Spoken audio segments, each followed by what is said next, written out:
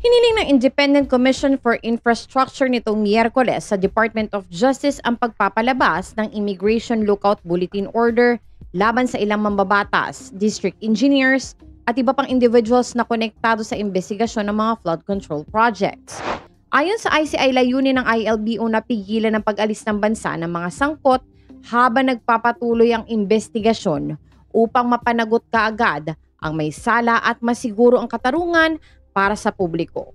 Kasama sa hiniling na ilagay sa ILBO, sina dating House Speaker at later Representative Ferdinand Martin Romualdez, dating Senate President Francis Cheese Escudero, Senator Jinggoy Estrada, Senator Joel Villanueva, dating Senator Ramon Bong Revilla Jr., Makati City Mayor Nancy Binay, COA Commissioner Mario Lipana at Mrs. na si Mario Lipana, DepEd Undersecretary Tribe Olivar, Carlin Villa, at ang negosyanteng si Maynard Ngu.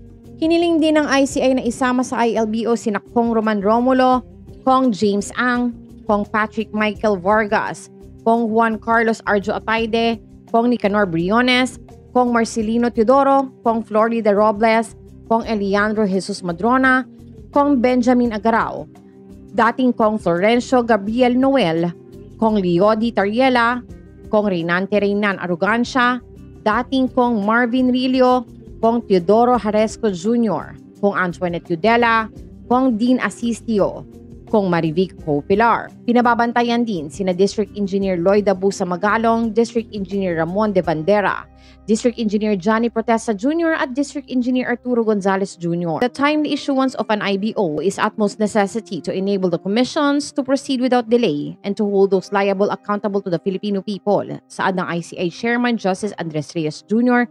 sa kanyang liham sa DOJ na may petsang October 8. Ang ILBO request ng ICI ay agad namang inaprubahan ni outgoing Justice Secretary at incoming Ombudsman Jesus Crispin Remulla nitong Miyerkules.